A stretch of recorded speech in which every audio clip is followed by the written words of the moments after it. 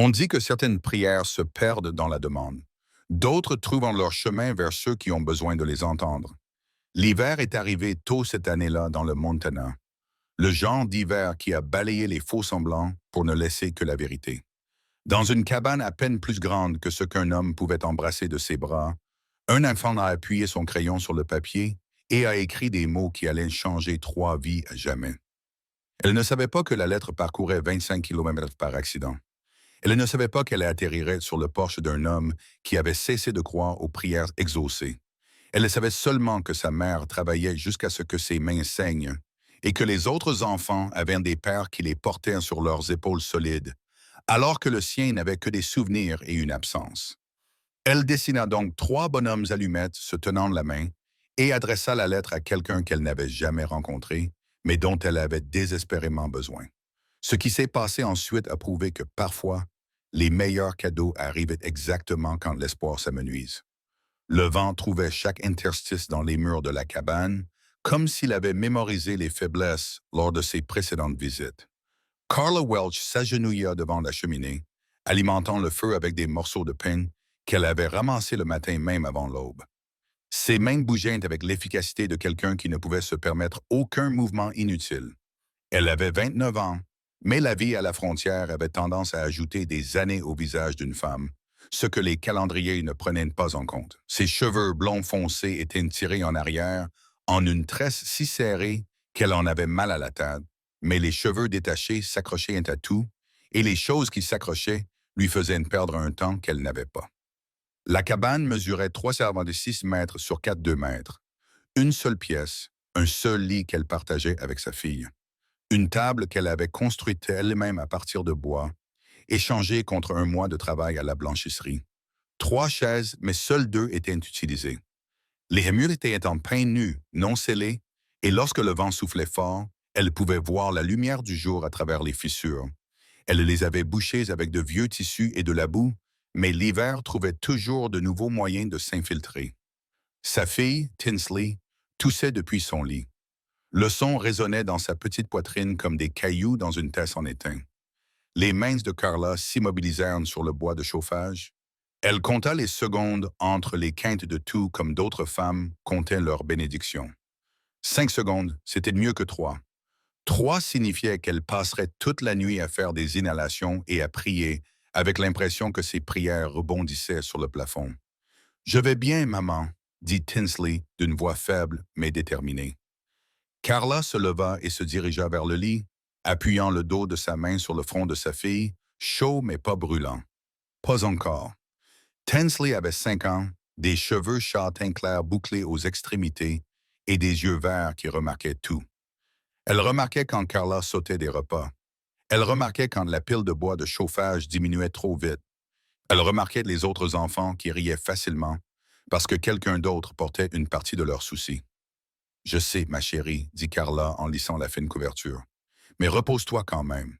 Dehors, la neige avait recommencé à tomber. En novembre, dans le Montana, la neige ne demandait pas la permission avant de s'installer pour plusieurs mois. Carla la regardait à travers la seule fenêtre, calculant qu'elle avait du linge à livrer à 3 foyers le lendemain. Madame Dickerson à la pension, le ranch de la famille Stein, à 10 hydro-kilomètres au sud. La nouvelle institutrice, Mademoiselle Fields, qui payait rapidement mais exigeait la perfection. Son défunt mari, Thomas, était mort 2 ans auparavant lorsque son cheval avait pris peur en traversant une rivière gonflée par la fonte des neiges. Il l'avait retrouvé 3 miles en aval, toujours agrippé à la bride. C'était un homme gentil, un homme doux, mais pas très pratique. Il lui avait laissé la cabane, 14 $ et une fille qui lui ressemblait trait pour trait. Les 14 $ avaient duré 6 semaines. Carla avait rapidement compris que la frontière n'était pas tendre avec les veuves. Elle faisait des lessives, elle raccommodait des vêtements. Elle nettoyait les cabanes des familles qui pouvaient se permettre de l'aide.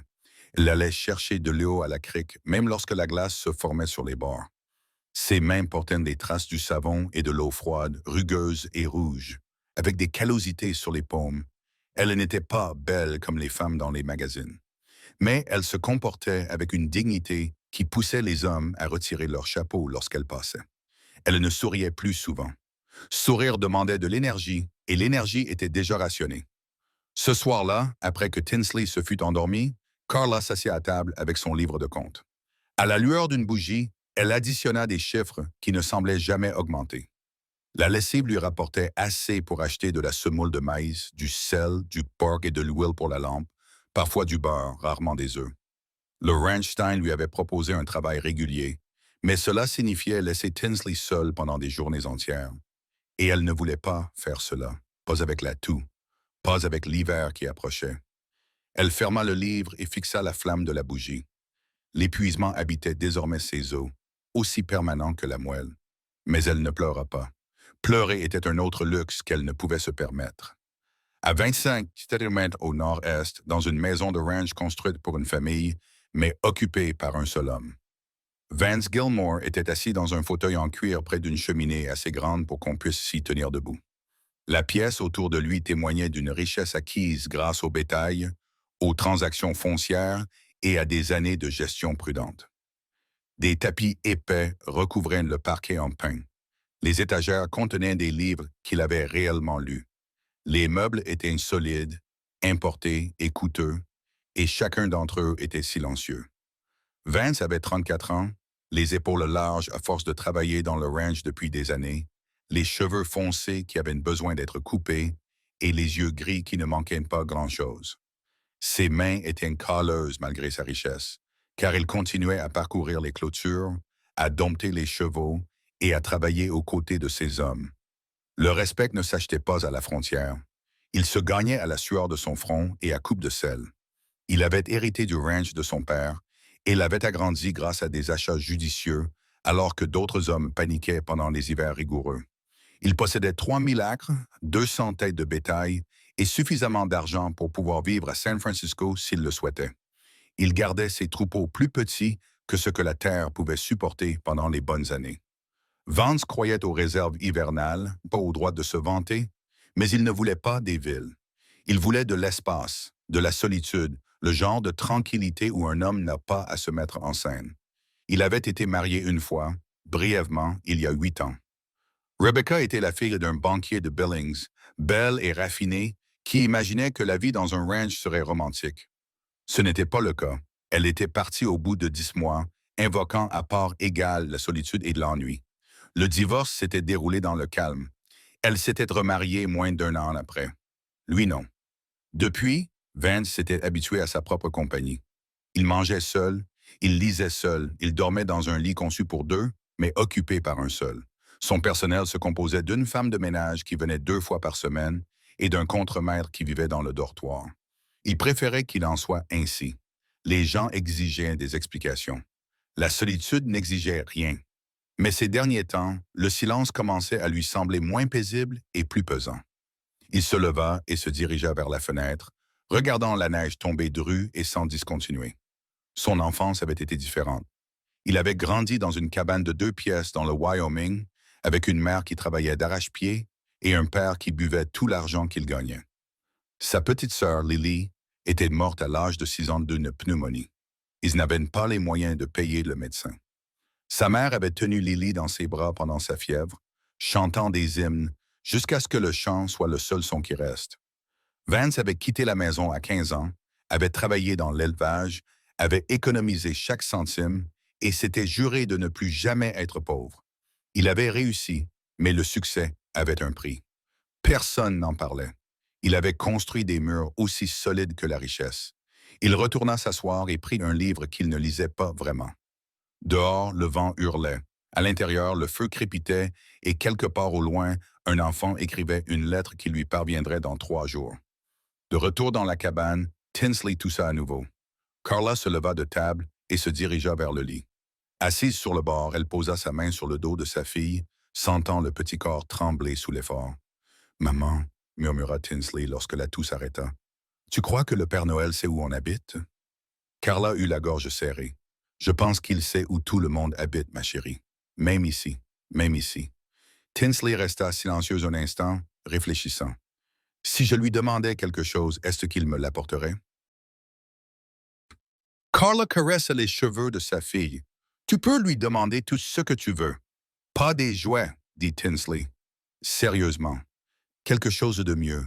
Qu'est-ce qui est mieux que des jouets? Mais Tinsley avait déjà fermé les yeux, épuisé. Carla resta assise là jusqu'à ce que la respiration de sa fille se stabilise, puis retourna à la table. Elle souffla la bougie pour économiser la mèche et s'assit dans l'obscurité, écoutant le vent enseigner ses leçons sans pitié. Demain, elle laverait des vêtements jusqu'à ce que ses mains soient gercées. Elle sourirait aux clients qui ne la voyaient pas comme une personne, mais seulement comme un service. Elle compterait les pièces et les frais durer le plus longtemps possible. Elle rentrerait à la maison, vérifierait la respiration de Tinsley et prierait pour que la toux ne s'aggrave pas. Elle survivrait, car survivre était la seule chose qu'elle savait faire. Mais elle était tellement fatiguée d'être forte toute seule. Le comptoir commercial de Clement Springs était le cœur battant de la colonie. Tous les mardis et vendredis, les gens venaient des ranchs et des cabanes environnantes pour acheter des provisions, récupérer leurs courriers et échanger des nouvelles qui circulaient plus vite que les lignes télégraphiques. Le bâtiment lui-même était en bois gris patiné, avec un porche affaissé au milieu, mais à l'intérieur, il sentait le café, le cuir et les possibilités. Carla entra un vendredi matin de fin novembre, la main de Tinsley serrée dans la sienne. Elle avait livré du linge à 3 foyers et gagné assez d'argent pour acheter de la semoule de maïs, de la mélasse et peut-être, si le prix était correct, un petit pot de miel pour la toux de Tinsley. Le comptoir était bondé. Les éleveurs discutaient du prix du bétail près du poêle. Les femmes examinaient des rouleaux de tissu qu'elles ne pouvaient pas s'offrir. Les enfants collaient leur nez contre les bocaux de bonbons. Carla se frayait un chemin parmi eux comme l'eau autour des pierres, sans attirer l'attention, sans la rechercher. Elle examinait les prix de la semoule de maïs lorsque Tinsley lui tira la main. « Maman, regarde. » Carla suivit le regard de sa fille jusqu'au comptoir où un homme réglait son compte. Il était grand, large d'épaules, vêtu d'un lourd manteau de laine et de gants de travail. Il avait les cheveux foncés, la mâchoire carrée, le genre de visage qui faisait se retourner les femmes. Mais Carla s'était entraînée à ne pas y prêter attention. Elle avait appris que regarder menait à l'espoir et que l'espoir menait à la déception. Mais Tinsley n'avait pas cette prudence. « Bonjour, Diam. »« Douille, dit-elle d'un ton enjoué en s'avançant. L'homme baissa les yeux et son expression passa de professionnelle à plus douce. « Bonjour, je m'appelle Tinsley. J'ai 5 ans. Ma maman fait la meilleure lessive du Montana. » Carla sentit la chaleur lui monter au cou. Tinsley ne dérange pas cet homme. Elle ne dérange pas, dit-il d'une voix grave et posée. Il regarda alors Carla droit dans les yeux et elle vit des yeux gris qui semblaient habitués à évaluer les choses avec précision. Vance Gilmore. Je possédais le ranch Double G au nord-est d'ici. Carla connaissait ce nom. Tout le monde le connaissait. Le ranch Gilmore était le plus grand du territoire. Carla Welch. Et je m'excuse pour l'audace de ma fille. Ne vous excusez pas pour votre gentillesse, c'est assez rare. Il fit une pause, puis s'adressa à nouveau à Tinsley. 5 ans, c'est un bon âge. Quel âge avez-vous? Demanda Tinsley. Tinsley, dit Carla d'un ton sec. Mais Vance sourit. 34 ans et apparemment assez vieux pour que les enfants me posent des questions à ce sujet. Ce n'est pas vieux, dit Tinsley. Sérieusement. Mon papa avait 28 ans quand il est mort et maman dit que c'était trop jeune. Les mots restèrent suspendus dans l'air, simples et dévastateurs. La main de Carla se crispa sur l'épaule de Tinsley. Nous devrions finir nos courses. L'expression de Vance ne changea pas, mais quelque chose bougea dans ses yeux. De la compréhension peut-être, ou la reconnaissance d'un chagrin partagé. Bien sûr. Bonne journée, Madame Welch. Elle hocha la tête et guida Tinsley vers la farine de maïs, le cœur battant trop vite pour des raisons qu'elle ne voulait pas examiner. Derrière elle, elle entendit Vance échanger quelques mots avec le commerçant. Puis la porte s'ouvrit et se referma, et il était parti. « Je l'ai bien aimé, » déclara Tinsley. « Il ne m'a pas parlé comme si j'étais stupide. » « C'était gentil de sa part, » répondit Carla avec prudence. « Mais on ne parle pas à des inconnus comme à de vieux amis. Il n'est plus un inconnu. Je connais son nom. » Carla n'avait pas l'énergie nécessaire pour discuter avec la logique d'une enfant de 5 ans. Elle termina ses achats, vérifiant 2 fois ses pièces pour être sûre, et quitta le magasin avec Tinsley qui babillait à propos des bocaux de bonbons qu'elle avait vus, mais qu'elle savait qu'elle ne devait pas demander. 3 jours plus tard, Carla transportait de l'eau depuis le ruisseau lorsqu'elle remarqua du bois de chauffage frais empilés à côté de sa cabane. Il n'y en avait pas peu, assez pour tenir 2 semaines si elle faisait attention. Elle posa les seaux et le regarda, son esprit envisageant différentes possibilités. Elle n'avait pas commandé de bois de chauffage, elle n'en avait pas les moyens. À l'intérieur de la cabane, Tinsley était enveloppé dans une couverture et dessinait sur une ardoise. Carla s'agenouilla à côté d'elle. Quelqu'un est venu aujourd'hui? Non, maman. Je suis resté à l'intérieur toute la journée, comme tu me l'avais demandé. Carla retourna sous le porche et examina le bois. Il était de bonne qualité, bien fendu, empilé proprement, sans notes ni explications. Elle resta là, dans le froid, partagée entre sa fierté et son sens pratique. Elle aurait dû découvrir qui l'avait laissé et insister pour payer. Mais elle avait désespérément besoin de ce bois, et celui qui l'avait laissé ne voulait manifestement pas être remercié. Elle emporta une brassée à l'intérieur et alimenta le feu, regardant les flammes prendre. Ses mains tremblaient légèrement, mais pas à cause du froid. Quelqu'un avait remarqué que quelqu'un avait aidé sans demander la permission, ni exiger de gratitude. Elle ne savait pas si elle devait se sentir reconnaissante ou humiliée. La semaine suivante, Carla emmena Tinsley au Ranch Stein pour livrer du linge. L'étendue était impressionnante. Des bâtiments blanchis à la chaux, des enclos remplis de chevaux, une maison principale qui témoignait d'une richesse établie. Madame Stein l'accueillit à la porte de la cuisine, examina le linge plié d'un œil critique et la pailla en pièces qui tintèrent de manière satisfaisante dans la poche de Carla. Alors qu'elle s'en allait, tenant Tinsley par la main vers la route, elle entendit des bruits de sabots. Elle se retourna et vit Vance Gilmore arriver sur un cheval bai qui semblait coûteux, même à ses yeux inexpérimentés. Il mit pied à terre près de la grange où 2 hommes attendaient probablement pour faire des affaires. Il lui fit un signe de tête poli. « Madame Welch, Monsieur Gilmore. » Tinsley fit un signe enthousiaste de la main. « Bonjour, avez-vous des petites filles? » Carla aurait voulu disparaître sous terre. « Tinsley, tiens-toi bien. » Mais Vance s'approcha en menant son cheval. « Non, je n'en ai pas. Il n'y a que moi et une maison trop grande pour une seule personne. Nous avons une maison trop petite pour 2 personnes, dit Tinsley. Mais maman fait en sorte que ça marche, j'en suis sûr. Il jeta un coup d'œil à Carla et elle vit quelque chose dans son expression. Elle ne savait pas trop comment le nommer, peut-être du respect ou de la curiosité. Il fait froid pour une longue promenade. Nous nous débrouillons, dit Carla d'un ton plus sec qu'elle ne l'aurait voulu. Il ne broncha pas. J'en suis sûr. Si jamais vous avez besoin d'un moyen de transport, mon contremaître emprunte cette route 2 fois par semaine. Nous n'acceptons pas la charité. Monsieur Gilmore n'offrait pas de charité, mais de l'efficacité. Mais faites comme bon vous semble. Il souleva son chapeau et conduisit son cheval vers la grange. Carla resta là, se sentant à la fois idiote et sur la défensive. Tinsley leva les yeux vers elle. « Maman, pourquoi as-tu été si brusque avec lui? » « Je n'ai pas été brusque. Si tu l'as été, tu deviens brusque quand tu as peur.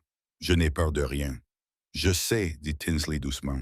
C'est pour ça que c'est effrayant quand tu l'es. » Elles rentrèrent chez elle en silence, et cette nuit-là, Carla resta éveillée, écoutant sa fille respirer et se demandant pourquoi la gentillesse d'un étranger lui semblait plus dangereuse que les rigueurs de l'hiver. Au cours des 2 semaines suivantes, de petites choses continuèrent d'apparaître. Un sac d'avoine laissé près du poulailler, un nouveau seau pour remplacer celui dont la poignée était cassée. Une fois, elle trouva un pot de vrai miel sur le perron, enveloppé dans du papier brun, sans aucune note. Carla savait qui les laissait. Elle savait aussi qu'elle devait le confronter, lui demander d'arrêter et protéger ce qui restait de sa fierté. Mais chaque fois qu'elle décidait de se rendre au ranch Double G pour dire à Vance Gilmore de la laisser tranquille, Tinsley toussait, le vent faisait vibrer les murs de la cabane, où elle regardait ses mains gercées et les mots mouraient dans sa gorge. Elle se disait qu'elle accepterait de l'aide juste pour passer l'hiver. Au printemps, elle trouverait un moyen de le rembourser. Au printemps, elle serait à nouveau indépendante. Mais une partie d'elle-même, une partie qu'elle reconnaissait à peine, se demandait ce que cela ferait de ne plus être seule. Un après-midi, début décembre, Carla rencontra à nouveau Vance au comptoir commercial. Elle venait de finir de marchander le prix de l'huile à lampe avec le commerçant lorsqu'elle se retourna et faillit entrer en collision avec lui. « Madame Welch, dit-il en la stabilisant d'une main sur son coude. Le contact fut bref mais chaleureux, même à travers son manteau. Monsieur Gilmore. Elle recula rapidement. Pardonnez-moi, je ne regardais pas où j'allais. Il n'y a pas de mal. Il tenait une liste dans son autre main. Des fournitures pour le ranch, à première vue. Comment va votre fille? Sa toux s'améliore. Carla cligna des yeux, surprise. Il s'en souvenait. Le froid n'aide pas. Non, en effet. Il marqua une pause, semblant peser ses mots. Ma gouvernante prépare d'excellents cataplasmes à la moutarde. Si vous le souhaitez, je peux lui demander d'en préparer un. Cela a aidé ma sœur quand elle était jeune. La mention de sa sœur prit Carla au dépourvu. C'était la première fois qu'il lui donnait des détails personnels. C'est gentil de votre part, mais ce n'est pas nécessaire, l'interrompit-il gentiment. C'est juste une offre entre voisins. Nous ne sommes pas vraiment voisins. Votre ranch est à 10 km de ma cabane. À la frontière, 10 km, c'est considéré comme être voisin. Il sourit légèrement. De plus, votre fille s'est présentée à moi. Cela fait de nous au moins des connaissances. Malgré elle, Carla sentit ses lèvres esquisser un sourire. Elle est très amicale, elle est très courageuse, comme sa mère. Le compliment était doux, sans prétention, et Carla se rendit compte qu'elle n'avait aucun argument pour le contester. Je ne suis pas courageuse. Je fais simplement ce qui doit être fait. C'est la définition même du courage. Il changea de position, semblant soudain moins sûr de lui. Madame Welch, j'espère ne pas vous avoir offensé avec le bois de chauffage et tout le reste. Je ne veux pas dire que vous n'êtes pas capable de vous débrouiller seul. Je pensais simplement que tout le monde a parfois besoin d'aide.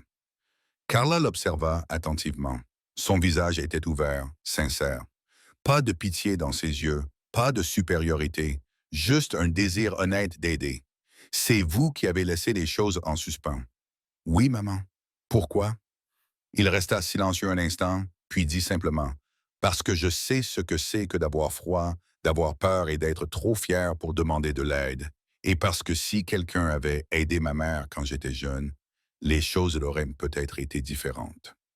L'honnêteté dans sa voix fit tomber les défenses de Carla. Monsieur Gilmore, Vance, s'il vous plaît, Vance, corrigea-t-elle. Le nom lui semblait étrange et intime sur sa langue. J'apprécie votre gentillesse, vraiment. Mais je ne peux pas accepter votre charité sans vous donner quelque chose en retour. Ce n'est pas de la fierté, c'est du respect de soi. Il acquiesça lentement. Je comprends. Et si nous faisions un échange? Vous êtes la meilleure dans la région. D'après votre fille, j'ai besoin de quelqu'un pour s'occuper du linge de maison du ranch. Ma femme de ménage est trop âgée pour faire la lessive. Si vous acceptiez ce travail, je vous paierais un salaire équitable. Le bois de chauffage et les fournitures feraient une partie de l'arrangement. L'esprit de Carla s'emballa. Le travail serait régulier, le salaire fiable. Cela impliquerait des déplacements réguliers à son ranch, mais elle pourrait emmener Tinsley avec elle. C'était un emploi légitime, pas de la charité. De quelle quantité de linge s'agit-il? Linge de lit, linge de table, effets personnels, une fois par semaine, peut-être 2 fois pendant les périodes de forte activité, et le salaire. Il cita un chiffre plus qu'honorable. C'était généreux sans être insultant. Carla fit un rapide calcul mental. Avec ce revenu, elle pourrait acheter de meilleurs aliments, des vêtements plus chauds pour Tinsley, et peut-être même mettre un peu d'argent de côté en cas d'urgence. Je devrais amener ma fille, dit-elle. Bien sûr, la maison est spacieuse. Elle pourra jouer à l'intérieur où il fait chaud. Carla tendit la main. Alors nous sommes d'accord. Vance la serra d'une poignée ferme et chaleureuse. Je suis ravi. Quand pouvez-vous commencer? La semaine prochaine? Parfait. Venez mardi. Je m'assurerai que la femme de ménage sache que vous arrivez. En quittant le comptoir commercial avec Tinsley, Carla sentit quelque chose d'inhabituel remuer dans sa poitrine. Ce n'était pas tout à fait de l'espoir. Elle n'était pas encore prête pour cela, mais peut-être le début de quelque chose comme une possibilité. Tinsley écrivit la lettre un dimanche soir pendant que Carla reprenait des chaussettes à la lumière d'une lampe. L'enfant avait demandé du papier, ce qu'elles avaient rarement, et Carla avait déchiré une page d'un vieux livre de contes. Tinsley travaillait lentement, la langue pressée entre les dents pour se concentrer, formant les lettres avec la minutie de quelqu'un qui apprend encore les formes. Carla jetait un coup d'œil de temps en temps, mais sans s'immiscer. Les enfants ont besoin d'intimité pour leurs pensées, tout comme les adultes. Lorsque Tinsley eut terminé, elle plia soigneusement le papier et dessina à l'extérieur 3 bonhommes allumettes se tenant la main. Un grand, un moyen et un petit. Au-dessus, Elle avait écrit en lettres soignées « Père Noël ». C'est très joli, ma chérie, dit Carla. Qu'as-tu demandé? C'est un secret. Tinsley dit que ça ne marche que si on ne le dit pas. Où as-tu entendu ça? Je le sais, c'est tout. Le lendemain matin, Tinsley insista pour aller en ville. Il y avait une boîte en bois à l'extérieur du comptoir commercial où les enfants déposaient leurs lettres, croyant qu'elles étaient destinées au pôle Nord. En réalité, le commerçant les récupérait à Noël et les lisait à haute voix pour divertir la communauté, mais les enfants n'avaient pas besoin de le savoir. Carla regarda Tinsley glisser la lettre dans la boîte avec la solennité d'une prière. Peu importe ce qu'elle avait demandé, c'était très important pour elle. 3 jours plus tard, la lettre se retrouva sur le porch de Vance Gilmore. C'était le fruit d'un simple accident et d'une confusion involontaire. Le neveu du commerçant, Crew Austin, travaillait à temps partiel pour livrer le courrier et des fournitures aux éleveurs des environs. Il avait pris une pile de papier derrière le comptoir, des factures, des avis, de la correspondance diverse, et la lettre s'était glissée parmi eux. Lorsqu'il est arrivé au ranch Doublegay, il a tout laissé sur la table du porche où Vance rassemblait chaque matin ses documents professionnels. Vance l'a trouvé mercredi, coincé entre un reçu pour des céréales fourragères et un avis concernant une réunion d'éleveurs. L'écriture enfantine a d'abord attiré son attention, puis le dessin, puis les mots. « Cher Père Noël, s'il te plaît, envoie-moi un père. Pas pour moi, seulement pour maman aussi.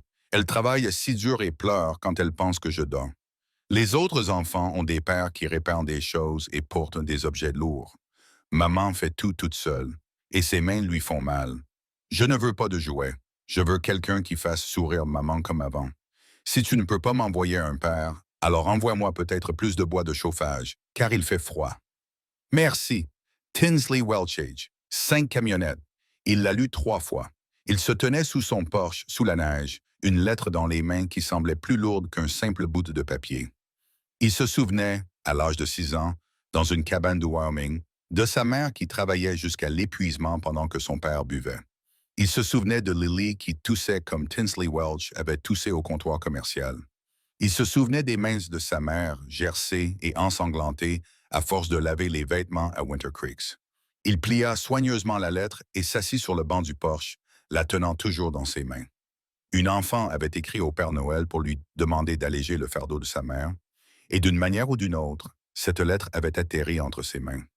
Il resta assis là jusqu'à ce que le froid le force à rentrer, puis il emporta la lettre jusqu'à son bureau et la rangea dans le tiroir du haut où il pouvait la voir chaque matin. Le mardi arriva, froid et clair.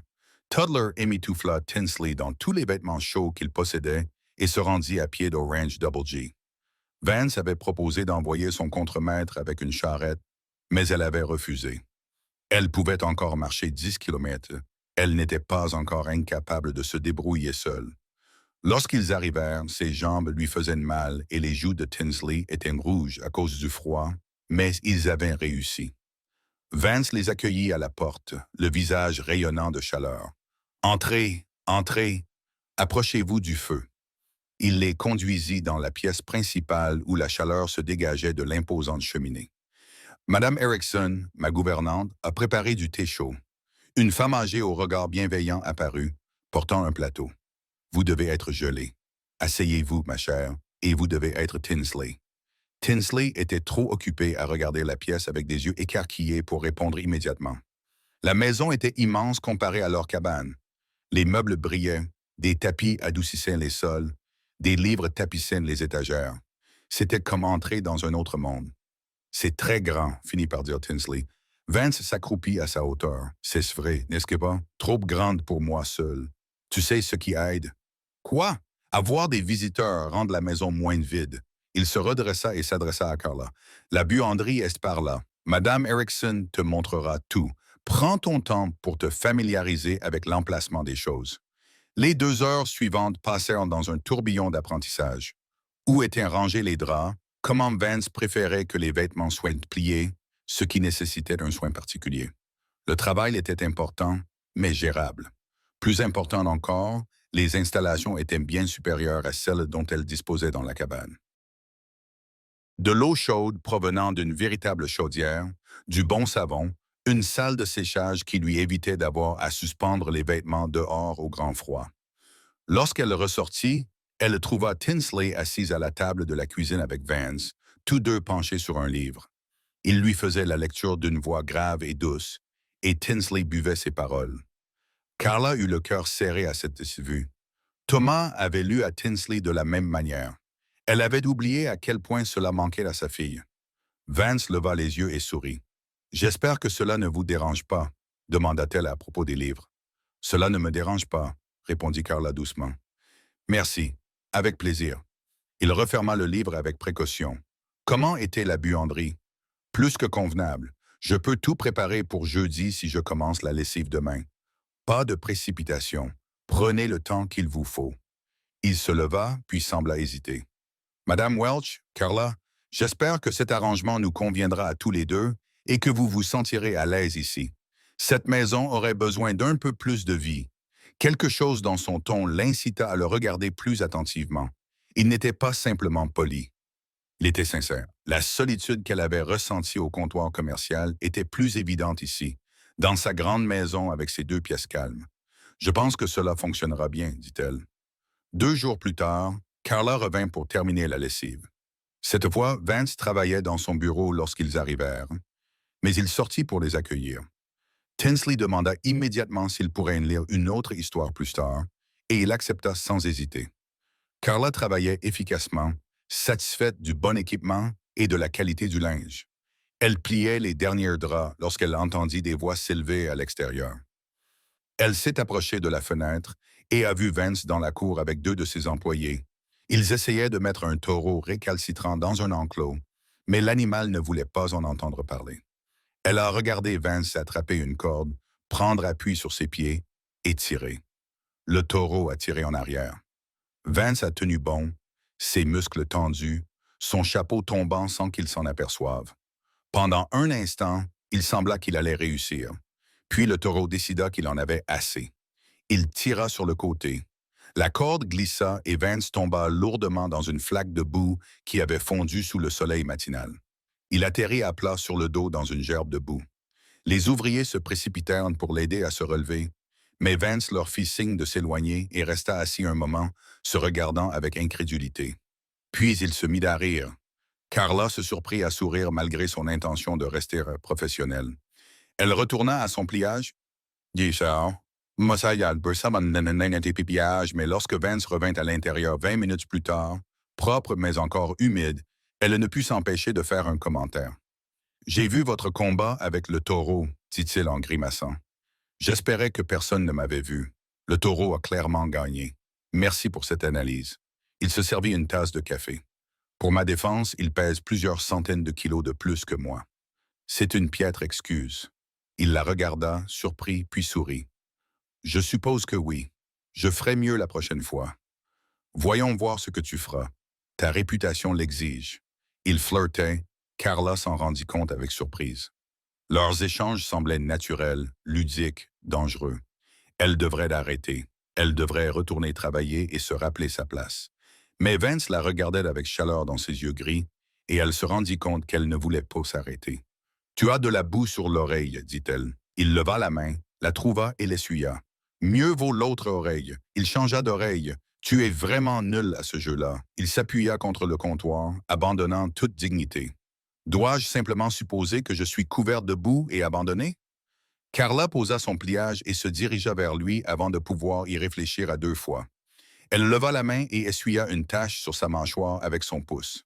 Le contact ne dura qu'une demi-seconde, mais une étincelle de conscience jaillit d'entre eux comme de l'électricité statique. Elle recula rapidement. Voilà, elle était à nouveau présentable. « Merci, dit-il doucement, les yeux rivés sur les siens, le moment s'éternisant. Le cœur de Carla battait à tout rompre. C'était stupide. C'était dangereux. C'était maman. Tinsley appela depuis l'autre pièce. « On peut te lire maintenant? » Le charme était rompu. Carla se détourna, à la fois reconnaissante et dévastée par cette interruption. « Je devrais finir, bien sûr. » Vance s'éclaircit la gorge. « Je vais voir Tinsley. » Alors qu'il s'éloignait, Carla appuya ses mains contre le comptoir et tenta de ralentir sa respiration. Elle ne pouvait pas se permettre cela. Elle ne pouvait pas se permettre d'être attirée par un riche éleveur qui était gentil avec sa fille et la regardait comme si elle était plus qu'une simple paire de mains fatiguées et des robes défraîchies. Mais c'était pourtant le cas. Que le ciel lui vienne en aide, c'était le cas.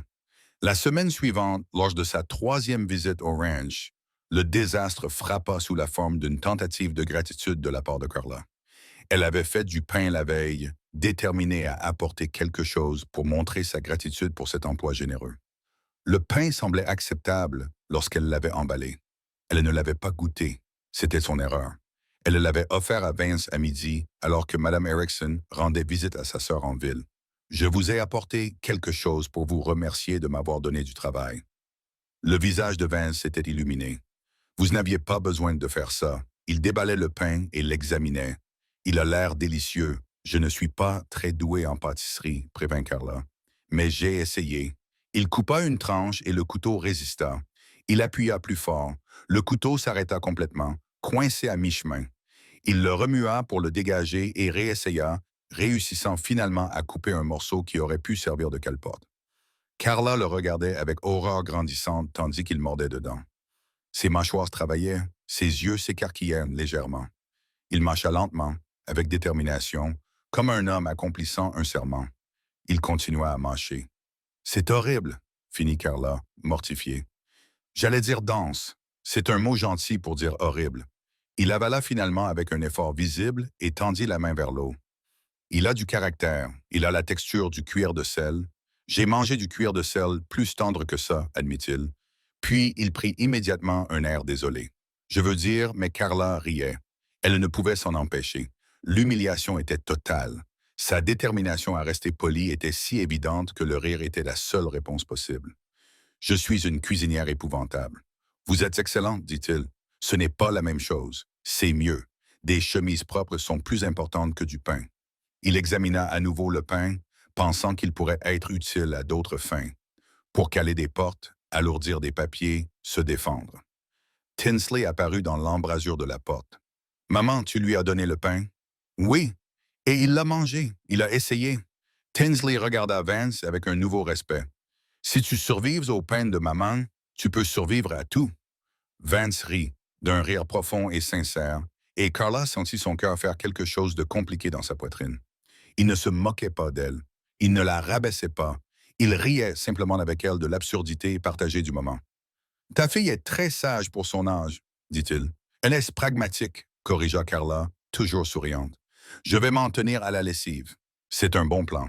Il posa le pain avec précaution, mais j'apprécie l'intention. Vraiment, l'intention était meilleure que l'exécution. Comme souvent, ils restèrent ceux-là à se sourire comme des idiots. Et Carla réalisa soudain qu'elle était en difficulté. Elle l'aimait bien. Elle n'appréciait pas seulement sa gentillesse ou ne respectait pas seulement sa richesse. Elle l'aimait vraiment. Son humour, sa gentillesse, sa volonté de se montrer vulnérable. Et c'était la chose la plus dangereuse de toutes. Plus tard, alors que Carla avait presque terminé sa journée de travail, elle entendit un énorme fracas provenant de l'extérieur, suivi de cris surpris. Elle se précipita vers la fenêtre pour voir le chaos. La porte du poulailler s'était ouverte et les oiseaux étaient partout. Vance essayait de les rassembler avec l'aide de Tinsley, qui était sorti pour explorer les environs. Mais Carla avait appris depuis longtemps que les poulets étaient plus intelligents qu'ils n'en avaient l'air et plus têtus que des mules. Elle courut dehors. « Tinsley, c'est toi qui as ouvert la porte? »« Je voulais les aider à les nourrir, dit Tinsley, l'air coupable. »« Et maintenant, nous les aidons à les chasser, dit Venn en se précipitant sur une poule particulièrement rapide. Il la manqua, faillit tomber, et la poule gloussa triomphalement. Carla attrapa un autre oiseau et ne réussit à attraper que des plumes. La poule se faufila entre ses jambes. Elle tourna sur elle-même, sa jupe s'en mêla et elle serait tombée si Vince ne l'avait pas stabilisée. « Nous sommes vaincus par la volaille, dit-il. Parle pour toi. » Carla releva sa jupe, abandonnant toute pudeur, et se lança avec détermination à la poursuite de la poule la plus proche. Elle la coinça contre la grange et l'attrapa. L'oiseau se débattit. Elle tint bon et le ramena victorieusement au couloir. « Un de moins !» s'écria Vance. Il en restait environ 15. Les 20 minutes qui suivirent furent un véritable chaos. Tinsley réussit à en ramener 3 en leur parlant gentiment. Vance en attrapa 2 autres malgré leurs efforts pour lui échapper. Carla en coinça 4 autres. À la fin, ils étaient tous essoufflés, couverts de plumes et de poussière, et riaient trop pour rester debout. Vance s'effondra sur le sol, le dos contre le mur de la grange. J'ai négocié avec des éleveurs, survécu à des tempêtes de neige et dompté des chevaux sauvages. Mais les poulets pourraient bien être ce qui finira par m'achever. Carla s'assit à côté de lui, trop épuisé pour se soucier des convenances. Ils n'ont aucun respect pour l'autorité ou la dignité. Il retira une plume de ses cheveux. Tu as des cicatrices de guerre. Toi aussi. Elle retira une plume du col de sa chemise. Leurs regards se croisèrent, tous deux souriant encore, et le rire se transforma en quelque chose d'autre, quelque chose de chargé et d'essoufflé. La main de Vance était encore près de son visage après avoir retiré la plume. Le cœur de Carla battait si fort qu'elle était certaine qu'il pouvait l'entendre. Maman, Monsieur Gilmore. La voix de Tinsley interrompit ce moment. J'ai trouvé le dernier. Ils détournèrent tous deux le regard, s'éclaircissant la gorge. Vance se leva le premier et tendit la main à Carla. Elle la prit, le laissa l'aider à se relever et essaya d'ignorer la chaleur de sa paume contre la sienne. Nous formons une bonne équipe, dit-il doucement. Contre les poulets, peut-être. C'est un début. Ce soir-là, allongée dans son lit à côté de Tinsley, Carla admit ce qu'elle évitait depuis des semaines. Elle était en train de tomber amoureuse de Vance Gilmore. Pas l'intérêt prudent et pragmatique d'une femme en quête de sécurité, mais un véritable coup de foudre terrifiant. Elle ne savait pas quoi faire. Elle ne savait pas s'il ressentait la même chose. Elle ne savait pas si un riche éleveur pouvait vraiment vouloir d'une veuve pauvre aux mains rugueuses et à la recette de pain qui pouvait être utilisée comme arme, mais elle savait qu'elle ne pouvait plus faire semblant de ne rien ressentir. L'hiver lui avait appris beaucoup de leçons. Il était peut-être temps d'en apprendre une autre, que parfois accepter de l'aide signifiait aussi accepter l'espoir. 2 jours plus tard, lors de la visite suivante de Carla, Vance lui demanda si elle voulait prendre le thé après avoir terminé la lessive. Ce n'était pas inhabituel, Madame Erickson préparait souvent du thé. Mais cette fois-ci, Madame Erickson était déjà partie pour la journée, et c'était Vance seul qui lui faisait cette proposition. « Je ne veux pas m'imposer, dit Carla. Ce n'est pas le cas. C'est moi qui vous le propose. » Elle s'assit donc à la table de la cuisine pendant qu'il préparait un thé raté. Trop fort, pas assez sucré, et ils discutèrent vraiment de son enfance dans une famille d'agriculteurs de l'Iowa. De ses années passées à conduire des troupeaux, à apprendre le métier, des livres qu'ils avaient lus et des rêves qu'ils avaient avant que la vie ne se complique. « Je voulais être enseignante autrefois, » admet Carla. « Avant d'épouser Thomas, j'aimais lire et apprendre, mais les femmes n'ont pas beaucoup de choix. Tu pourrais enseigner maintenant, » dit Vance. « Si tu le voulais, je n'ai pas la formation nécessaire.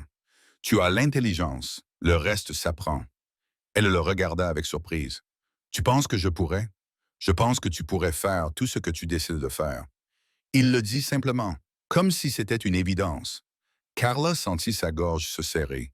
Thomas l'aimait, mais il ne l'avait jamais considéré comme capable de faire autre chose que des tâches ménagères. Vance la regardait comme si elle avait un potentiel qui allait au-delà de la simple survie. « Et toi? » demanda-t-elle. « De quoi rêvais-tu? » Il resta silencieux pendant un moment. Une famille, une maison pleine d'enfants et de bruit, quelqu'un avec qui partager des choses. Il sourit tristement. « Ce n'est pas très ambitieux comparé à tes rêves. Ce n'est pas moins important, non. Mais cela semble plus lointain. Je pensais que je l'aurais déjà. Tu n'as que 34 ans, assez âgé pour savoir ce que je veux, assez jeune pour espérer qu'il n'est pas trop tard. » Leurs regards se croisèrent à travers la table, et Carla sut qu'ils ne parlaient plus seulement de rêves abstraits. Ils parlaient de possibilités concrètes, d'un avenir qui pourrait les inclure tous les deux. « Il n'est pas trop tard, » dit-elle doucement. « Pour nous deux, pour nous deux. » Vance tendait la main par-dessus la table et prit la sienne, son pouce effleurant ses jointures, doux sur sa peau rugueuse à force de travailler. « Carla, j'ai quelque chose à te dire. » Son cœur se mit à battre à tout rompre. « D'accord, j'ai lu la lettre de ta fille, celle adressée au Père Noël. » Carla se figea. « Quoi? » Elle s'est retrouvée par hasard sur mon porche, mélangée à des papiers du ranch. Il resserra son étreinte lorsqu'elle tenta de retirer sa main. « Laisse-moi finir, s'il te plaît. » Elle cessa de se débattre, mais resta tendue. Elle a demandé au Père Noël, Noël de lui envoyer un père, dit Penzel. Pas des jouets, mais quelqu'un pour aider sa mère, quelqu'un pour te redonner le sourire. Sa voix était chargée d'émotion. Carla, je sais ce que c'est que d'être cet enfant qui voit ses parents se détruire pour survivre. Ma sœur est morte parce que nous n'avions pas les moyens de payer quelqu'un pour nous aider. Ma mère s'est tuée à la tâche et je me suis juré que si jamais j'en avais les moyens, je ne laisserais jamais quelqu'un souffrir ainsi si je pouvais l'empêcher. Les larmes piquaient les yeux de Carla. C'était donc une pitié. Tout cela. Non. Sa voix était ferme. Au départ, il voulait simplement aider, mais c'était devenu autre chose. Il se leva et contourna la table, s'agenouillant à côté de sa chaise. C'est devenu de l'admiration pour votre force, de l'affection pour l'esprit vif de votre fille. Et à un moment donné, je suis tombé amoureux d'une femme qui fait du pain capable d'arrêter les balles, qui combat les poulets avec dignité et qui me fait rire pour la première fois depuis des années. Carla le fixait, incapable de respirer. Vous êtes complètement et désespérément amoureux de moi. Il sourit nerveusement. Est-ce terriblement présomptueux? Elle pensa au nombre de fois où elle avait trouvé des excuses pour le regarder, à la joie qu'elle ressentait quand elle le voyait son ranch apparaître à l'horizon, à quel point elle se sentait en sécurité en sa présence, à quel point Tinsley s'était épanoui grâce à son attention, à quel point la cabane lui semblait vide maintenant, comparée à la chaleur de sa maison. Pas si je ressens la même chose, murmura-t-elle. Ses yeux s'écarquillèrent. C'était le cas. Au lieu de répondre, elle prit son visage entre ses mains et l'embrassa. Cela n'avait rien à voir avec les caresses timides et prudentes qu'ils avaient échangées auparavant. C'étaient des mois de désir refoulés qui s'exprimaient enfin. Ses mains se posèrent sur sa taille et l'attirèrent vers lui. Elle passa ses doigts dans ses cheveux et renversa sa chaise en se glissant à son niveau. Quand ils se séparèrent enfin, tous deux haletants, Vance pressa son front contre le sien. « Cher Père Noël, s'il te plaît, envoie-moi un père, » cita-t-il doucement. La meilleure lettre que j'ai jamais reçue. Carla rit à travers ses larmes. Ma fille est plus sage que nous deux. Elle savait ce dont tu avais besoin avant toi, ce dont nous avions tous les deux besoin. Il l'embrassa à nouveau, plus lentement cette fois, savourant l'instant. Reste pour dîner, reste plus longtemps, reste pour toujours. Elle finit. J'allais dire aussi longtemps que tu veux, mais pour toujours, ça marche aussi. Depuis l'embrasure de la porte, la voix de Tinsley les fit sursauter tous les deux. Vous vous embrassez? Carla s'écarta, rougissante. Tinsley, depuis combien de temps es-tu là? Assez longtemps pour savoir que le Père Noël existe. Tinsley sourit et qu'il ressemble à M. Gilmore. Vance rit et se leva, aidant Carla à se relever. Viens ici, petite futée. Tinsley courut vers eux et Vance la souleva dans ses bras. Elle enroula ses bras autour de son cou et dit solennellement « Ça veut dire que tu seras mon papa? » Vance regarda Carla qui acquiesça à travers ses larmes. « Si ça te convient, dit-il à Tinsley. J'en serai honoré. Ça me convient. » Elle le serra plus fort dans ses bras. « Je t'ai demandé spécialement. Alors je ferai mieux de bien faire mon travail. Tu le fais déjà. » Debout dans cette cuisine chaleureuse, avec la neige qui tombait dehors, et tous les trois enlacés, Carla comprit enfin ce qu'était l'espoir après des années passées à simplement survivre. Le mois de décembre apporta un froid qui s'installa dans les eaux et refusa de partir. La toux de Tinsley, qui s'était brièvement améliorée, revint avec vengeance. À la deuxième semaine du mois, elle avait de la fièvre, avait du mal à respirer, et Carla était terrifiée. Elle avait essayé tout ce qu'elle savait. Des traitements à la vapeur, du thé à l'écorce de saule, des compresses sur la poitrine. Rien n'y faisait. Tinsley s'affaiblissait de jour en jour, son petit corps secoué par une toux qui semblait la déchirer de l'intérieur. Vance lui avait demandé de l'épouser la semaine précédente, après l'avoir courtisée comme il se doit, avec des promenades autour de sa propriété, des dîners chez lui et des conversations prudentes sur leur avenir. Elle avait dit oui sans hésiter, le cœur rempli de certitude. Ils avaient prévu de se marier au printemps, mais maintenant, le printemps semblait incroyablement lointain, et tout ce qui comptait était la respiration difficile de Tinsley. La quatrième nuit, Carla craqua. Elle enveloppa Tinsley dans toutes les couvertures qu'il possédait, la souleva. Mon Dieu, elle ne pesait rien, et la porta dans l'obscurité vers le seul endroit où elle s'était juré de ne jamais aller par désespoir. Le ranch Double G était à 7 miles. Carla marcha avec Tinsley qui gémissait contre son épaule, ses propres larmes gelant sur ses joues. Elle ne se souciait plus de sa fierté. Elle se souciait de respirer, de ce que sa fille continue à respirer après cette nuit. Elle arriva au ranch vers minuit. La lumière d'une lampe brillait à travers les fenêtres. Elle trébucha sur les marches du porche et frappa à la porte avec son poing, criant le nom de Vance. La porte s'ouvrit. Il se tenait là, vêtu d'une chemise ample et d'un pantalon, pieds nus, les cheveux en bataille. Son expression changea instantanément lorsqu'il les vit. Elle ne peut plus respirer, dit Carla, la voix brisée. J'ai tout essayé. Je ne sais plus quoi faire. Il ne posa pas de questions. Il prit Tinsley des bras de Carla avec une infinie délicatesse et la porta à l'intérieur dans une pièce où un feu brûlait déjà. Il l'allongea sur un canapé et l'examina rapidement. Ses mains étaient douces mais assurées. Depuis combien de temps est-elle dans cet état? Demanda-t-il. Cela fait 4 jours que son état s'aggrave. Vous auriez dû venir plus tôt. Je sais, répondit Carla en tremblant. L'épuisement, la peur et le froid la submergèrent d'un seul coup. Vance la regarda. Asseyez-vous avant de vous évanouir. Je m'en occupe. Pour la première fois depuis 2 ans, Carla obéit sans poser de questions. Elle s'effondra dans un fauteuil et le regarda travailler. Il fit bouillir de l'eau, créa une tente à vapeur avec des couvertures, tint Tinsley en position verticale pour que ses poumons puissent se drainer. Il agissait avec une compétence qui témoignait de son expérience, et quelque chose dans cette assurance permet à Carla de se détendre légèrement. Les heures passèrent. La respiration de Tinsley s'apaisa. La fièvre tomba à l'aube. Elle sombra dans un sommeil profond. Sa petite main se referma sur la poitrine de Vance, qui était assis et la tenait dans ses bras. Carla finit par parler. « Comment saviez-vous quoi faire? » Vance ne la regarda pas. Il garda les yeux fixés sur Tinsley, le visage impassible. « J'avais une sœur, Lily. Elle est morte quand j'avais 12 ans, d'une pneumonie.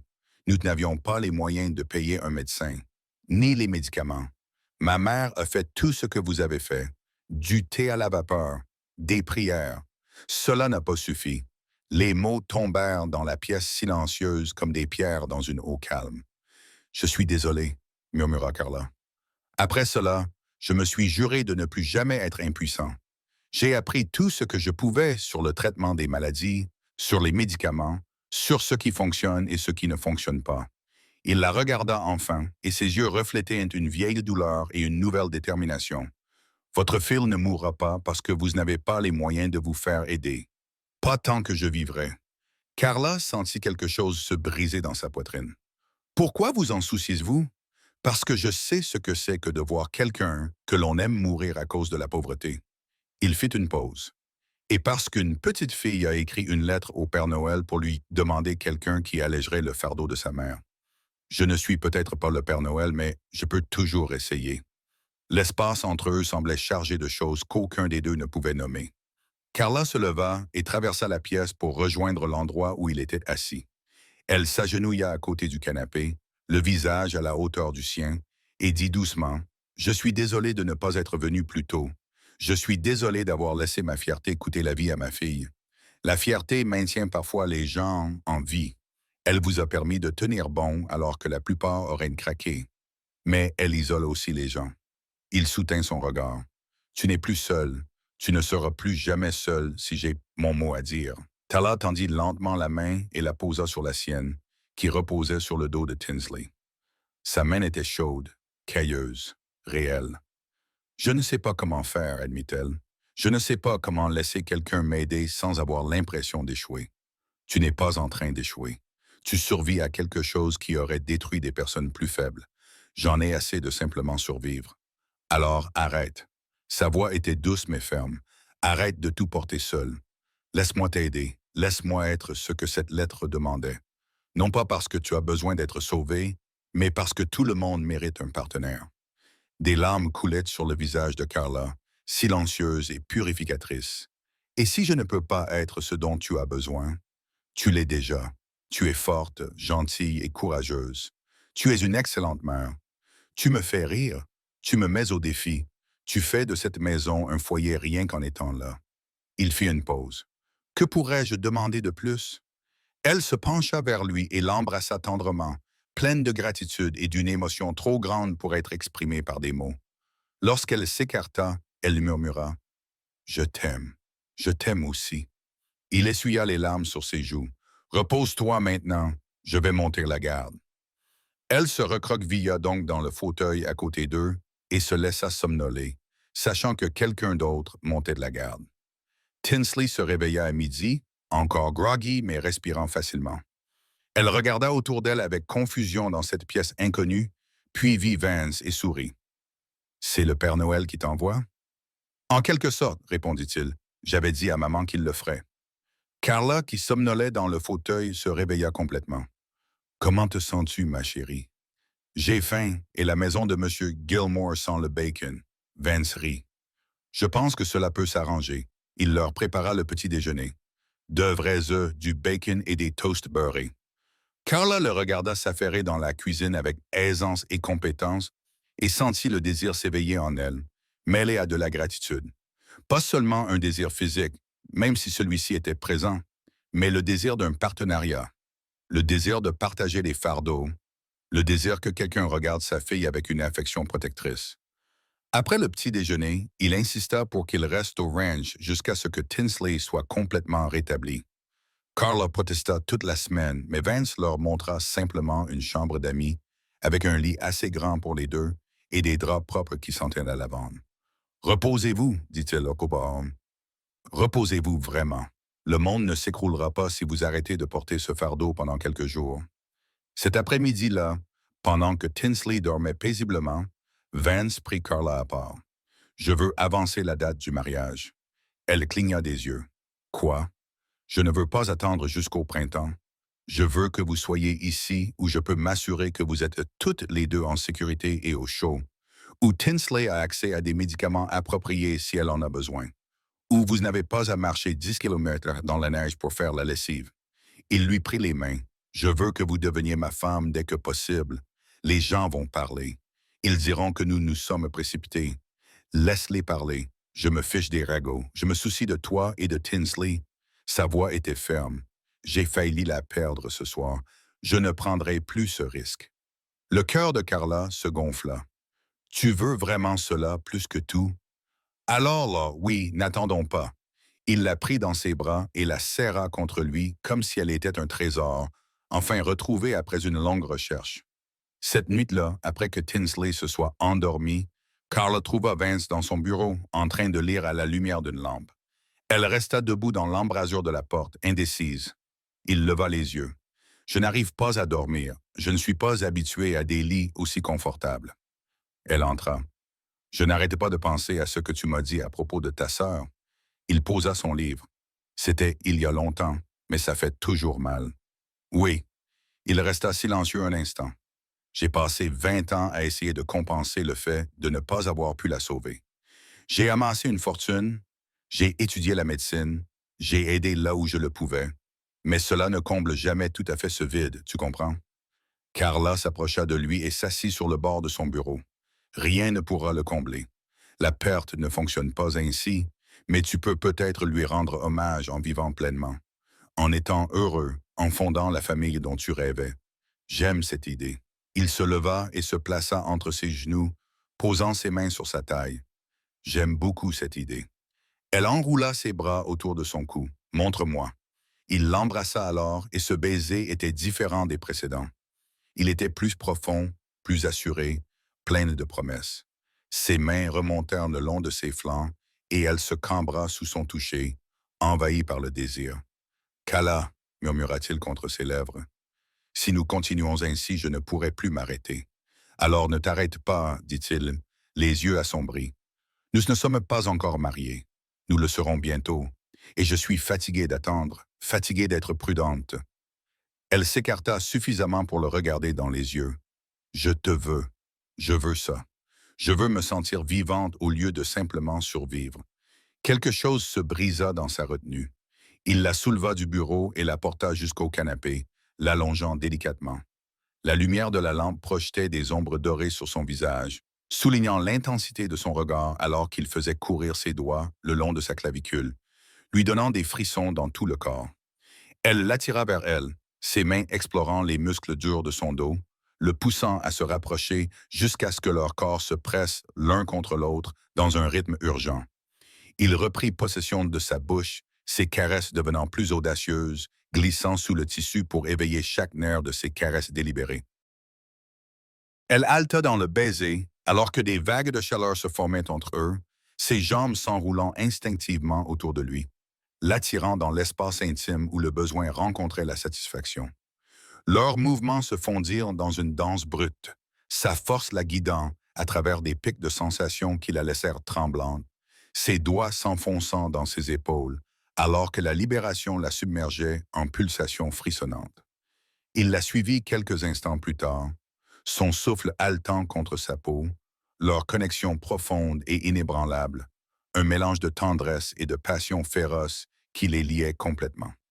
Ils s'attardèrent dans les moments qui suivirent, leurs corps enlacés, le silence du bureau les enveloppant comme un secret partagé. Il déposa des baisers langoureux le long de son cou, ravivant les étincelles alors même que la fatigue s'installait. Après coup, enveloppés dans sa chemise et l'un dans l'autre, Carla dit doucement, « Je n'aurais jamais pensé ressentir cela à nouveau. Le bonheur, la sécurité, le désir.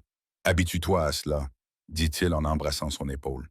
Car j'ai l'intention de te faire sentir désiré chaque jour pour le reste de nos vies. » Elle se tourna dans ses bras pour lui faire face. « Je t'aime. Je ne te le dis pas assez. Dis-le autant que tu veux. Je ne me lasserai jamais de l'entendre. Je t'aime, répéta-t-elle. J'aime ta gentillesse, ta force, la façon dont tu regardes ma fille comme si elle était déjà la tienne, la façon dont tu me fais rire, la façon dont tu me fais sentir que je suis plus qu'une simple paire de mains qui travaille. Tu es bien plus que cela. » Il prit son visage entre ses mains. « Tu es brillante, courageuse et belle. Tu es tout ce que je ne savais pas que j'attendais. » Ils firent de l'amour à nouveau, plus lentement cette fois, savourant chaque caresse, chaque mot murmuré.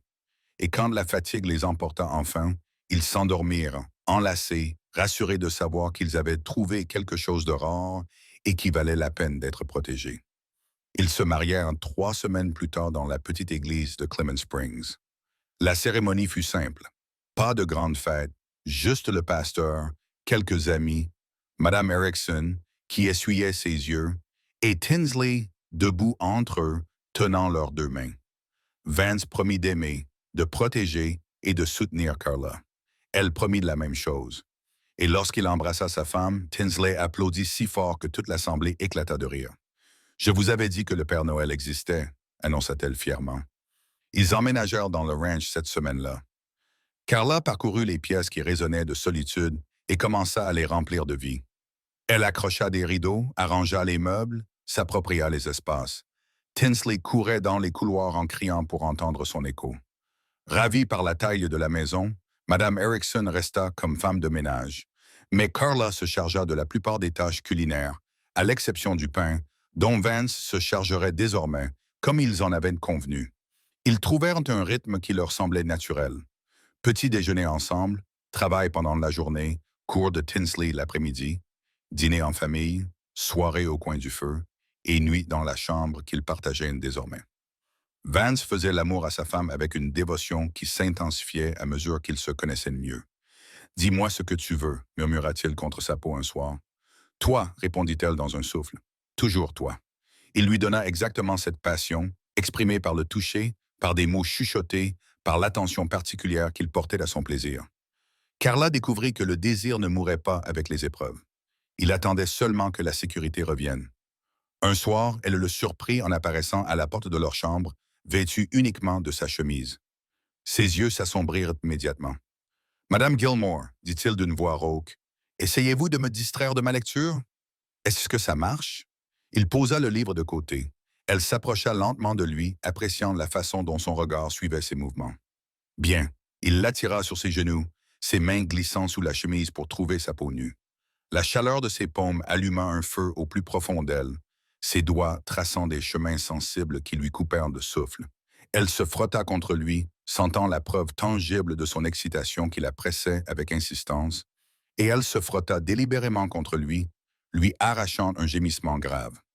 Ses caresses devinrent plus pressantes, explorant les courbes et les creux qui envoyaient des impulsions électriques dans ses veines, leur corps s'alignant dans un frottement brûlant qui augmentait la tension à chaque mouvement.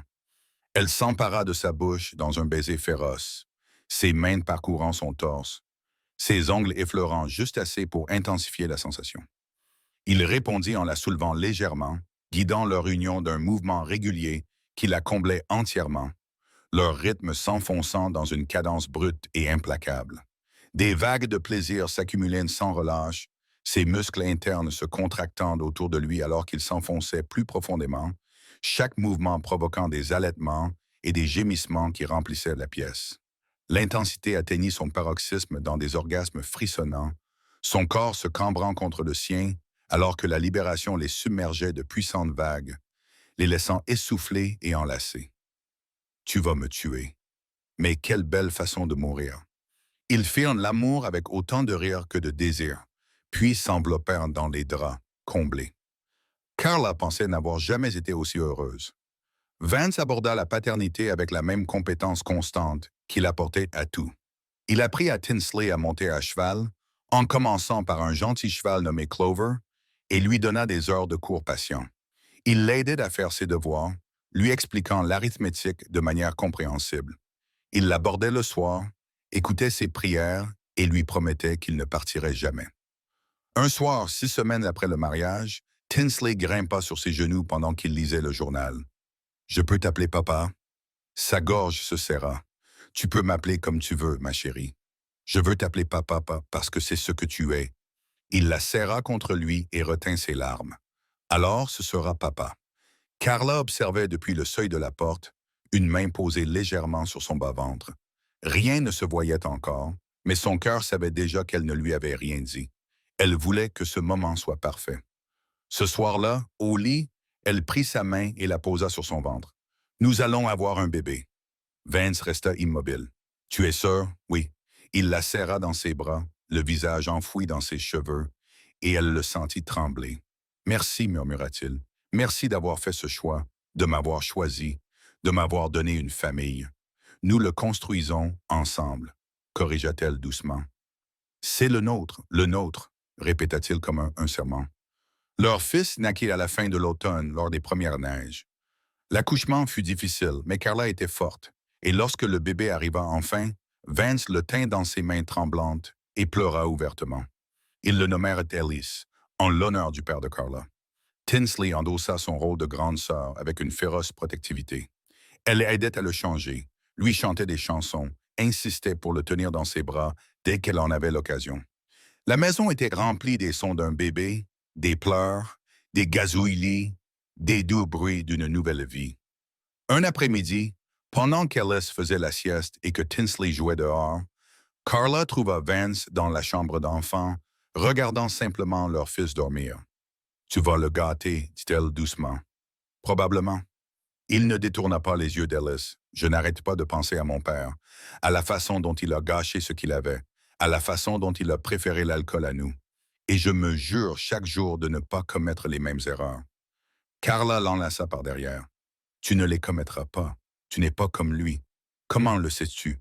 Parce que tu as choisi l'amour. Chaque jour, tu nous choisis. C'est ce qui fait la différence. Il se retourna dans ses bras et l'embrassa tendrement.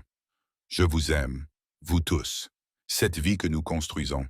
Nous vous aimons aussi. Le ranch prospéra au cours des années suivantes. Vance agrandit les troupeaux, acheta des terres supplémentaires et construisit une deuxième grange.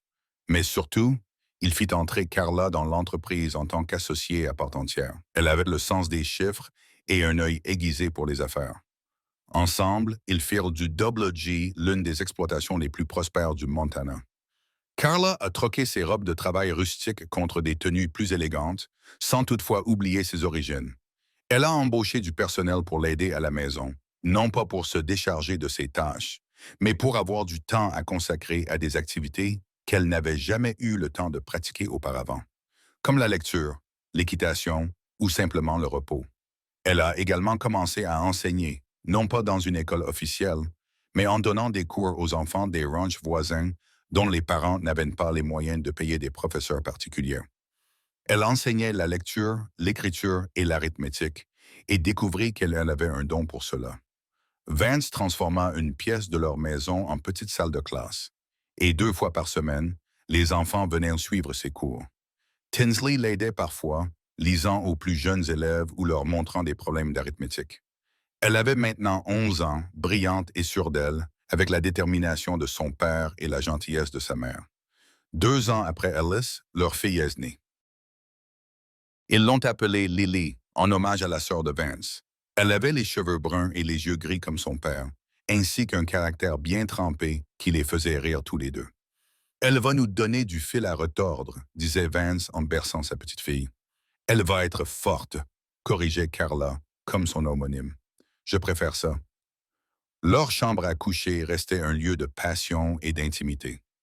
Le mariage avait renforcé leurs relations physiques plutôt que de les mousser. Vance touchait sa femme comme si elle était précieuse et elle répondait avec la même ferveur. Un soir, après que les enfants se furent endormis, Carla le surprit en verrouillant la porte de leur chambre et en sortant une bouteille de brandy qu'elle avait cachée. « Qu'est-ce que c'est » demanda-t-il, amusé. « Pour fêter ça.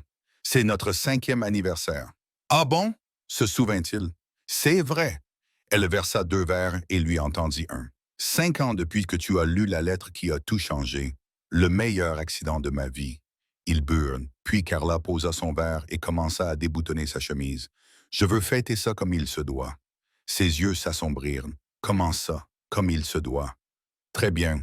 Elle lui fit l'amour avec assurance. Né de toutes ces années passées à savoir exactement ce qu'il aimait, exactement comment le rendre fou. Et il répondit de la même manière, ses mains et sa bouche adorant chaque centimètre de son corps. « Je t'aime, dit-il après coup, tous deux essoufflés et satisfaits. « Montre-moi encore, le défia-t-elle avec un sourire. Il le fit à fond. Ellis devint un garçon réfléchi qui aimait autant les chevaux que les livres. Il avait les yeux gris de son père et la détermination tranquille de sa mère. Lily était plus bruyante, plus impulsive, se mêlant toujours de choses qui ne la regardaient pas, mais avec un tel charme qu'il était difficile de la punir. Tinsley s'épanouit en une jeune femme intelligente et capable, attirant déjà l'attention des garçons de la ville. Vance a géré cette évolution aussi bien que n'importe quel père, c'est-à-dire mal. Il a 17 ans, dit-il en faisant les 100 pas dans le bureau. Que pourrait-il bien vouloir à ma fille? Carla cacha son sourire. La courtiseur, sans doute. Elle est trop jeune, en effet. Elle a 16 ans. J'avais 18 ans quand j'ai épousé Thomas. C'est différent. Comment ça? C'est comme ça. Il passa la main dans ses cheveux. C'est de ma petite fille. Carla se leva et l'enlaça. Elle grandit. Nous ne pouvons pas l'empêcher. Nous ne pouvons qu'espérer l'avoir suffisamment bien élevée pour qu'elle fasse les bons choix. Il soupira. Je n'aime pas ça. Je sais, mais nous devons la laisser faire. Finalement, à contre-cœur, Vance autorisa le jeune homme, Dawson Conrad, fils d'un ouvrier agricole, à rendre visite à Tinsley sous stricte surveillance. Avec une horloge qui tournait visiblement dans la pièce, Carla trouvait adorable à quel point il était protecteur. Leur vie s'était installée dans quelque chose de rare et de précieux. Le café du matin ensemble. Vance enseigne la gestion du ranch à Ellis. Carla apprend à Lily à lire. Tinsley aide les plus jeunes enfants. Des dîners en famille pleins de conversations et de rires. Des promenades en soirée autour de la propriété. Ils avaient des disputes, bien sûr. Carla trouvait que Vance poussait parfois Ellis trop loin. Vance s'inquiétait que Carla en fasse trop avec son enseignement.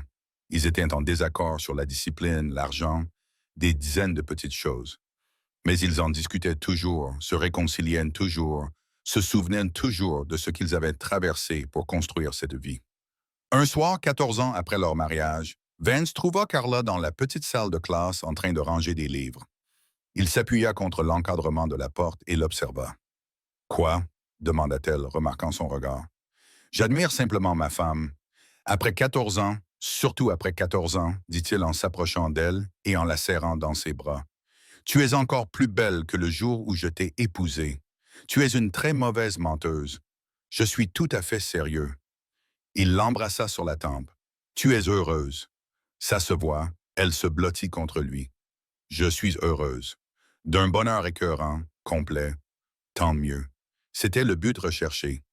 Ils restèrent là dans un silence confortable, entourés de livres et des traces de la vie qu'ils avaient construite, et Carla adressa une prière silencieuse de gratitude pour l'accident qui les avait réunis. Un soir de décembre, alors que la neige tombait doucement et silencieusement, 15 ans après cette première lettre, Vance la trouva en cherchant des documents concernant le ranch. Il s'assit à son bureau et la relut, le papier usé par le temps et les manipulations. Carla apparut dans l'embrasure de la porte. « Qu'est-ce que tu lis ?» Il lui montra la lettre qui avait tout changé. Elle s'approcha de lui et la lut par-dessus son épaule en souriant. Elle était très précise dans sa demande. Elle est intelligente. Elle a 20 ans maintenant. Elle va se marier l'été prochain avec ce garçon, Conrad. Ne m'en parle pas, mais Vance sourit. Je suppose que si elle devait choisir quelqu'un, Dawson est un garçon bien. Il la vénère comme il se doit. Carla s'assit sur le bord de son bureau. Difficile de croire qu'un simple bout de papier ait tout changé. Il l'attira sur ses genoux. Je serais probablement encore seul dans cette maison, prétendant que la solitude me suffisait. Et je serais encore dans cette cabane, prétendant que survivre équivalait à vivre. Remercions Dieu pour les accidents. Remercions Dieu pour les prières exaucées, corrigea-t-elle. De l'étage montaient les bruits des enfants plus jeunes qui se disputaient. Ellis, maintenant âgé de 13 ans, et Lily, maintenant âgée de 11 ans, se disputent pour une broutille. La voix de Tinsley, calme et autoritaire, coupa court à la dispute. Van se leva, emportant Carla avec lui. Elle enroula ses bras autour de son cou. « Où allons-nous? Pour rappeler à nos enfants que leurs parents sont toujours très amoureux. Ils le savent. Assurons-nous-en. » Il la porta à l'étage, passa devant les chambres des enfants, jusqu'à leur chambre, où la lampe diffusait une lumière chaleureuse. Il la déposa doucement et ferma la porte, coupant le monde extérieur. Ils firent l'amour lentement, savourant chaque instant, chaque caresse, chaque mot murmuré. Le temps leur avait appris la patience. L'expérience leur avait appris ce dont l'autre avait besoin. Et l'amour profond, durable, choisi, rendait chaque caresse significative. Plus tard, enlacés dans les moments qui suivirent, Cole dit doucement, « Tu crois qu'elle savait? Quand a-t-elle écrit cette lettre? Savait quoi? Que le Père Noël serait un cow-boy solitaire qui avait autant besoin d'être sauvé que nous. » Vance resta silencieux un instant, ses doigts dessinant des motifs sur son épaule. Peut-être, ou peut-être croyait-elle simplement assez fort pour que l'univers y prête attention.